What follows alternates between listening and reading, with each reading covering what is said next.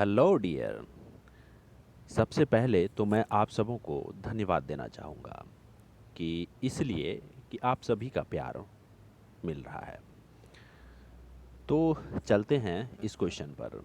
आप लोगों ने पढ़ा ही होगा, जैसे एक होता है इनर्शिया ऑफ रेस्ट। क्या एक होता है इनर्शिया ऑफ रेस्ट, एक होता है इनर्शिया ऑफ मोशन। आपने इस चीज़ को क्लास नाइन्थ में भी पढ़ा होगा और क्लास एट में भी पढ़ा होगा कि अगर कोई ऑब्जेक्ट, अगर कोई बॉडी है, वो अगर मोशन में है तो वो मोशन में ही रहना चाहेगा। यानी कि इसको हिंदी में अगर हम लोग बात करें तो इसको कहते हैं गति का जड़त्व, और एक होता है स्थिरता का जड़त्व। इसी को इंग्लिश में गति के जड़त्व को हम लोग कहते हैं इनर्शिया ऑफ मोशन, एंड स्थिरता का जड़त्व को हम लोग कहते हैं इनर्शिया ऑफ रेस्ट। तो अब देखिए, अगर कोई भी कार मूव करेगा हमारे डियर स्टूडेंट, जैसे कि यहाँ पर देखिए, सपोज करिए इस वाले केस को हम लोग देखते हैं। इस वाले केस में क्या है, सपोज करते हैं कि ये ऑब्जेक्ट मूव कर रहा है। अभी यहाँ पर हम लोग कांस्टेंट वेलोसिटी का बात नहीं कर रहे हैं, यहाँ पर बस जस्ट हम लोग ये बात कर रहे हैं कि ये क्या कर रहा है, मूव कर रहा है। तो मूव कर रहा है तो उसके साथ साथ में जो ये अंदर का जो वाटर है, ये अंदर का जो वाटर है डियर, क्या होगा, ये भी मूव कर रहा है इसके साथ में।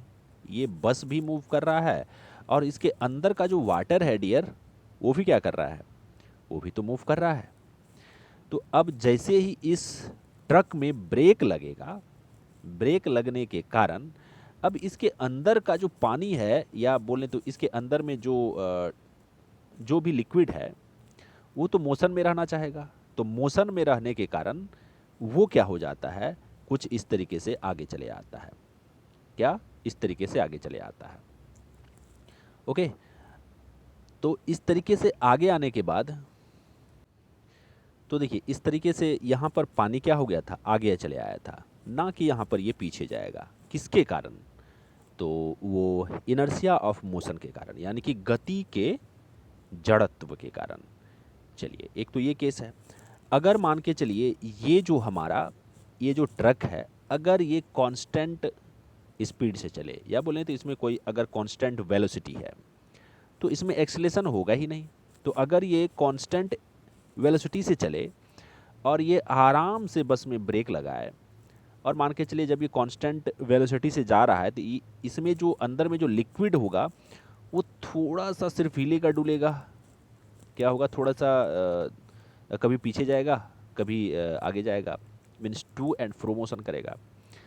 और आराम से उस पर अगर ब्रेक लगाया जाए, कोई हड़बड़ी करके ब्रेक नहीं लगाया जाए, तो क्या ये पानी आगे जाएगा, तो ये पानी आगे बिल्कुल भी नहीं जाएगा।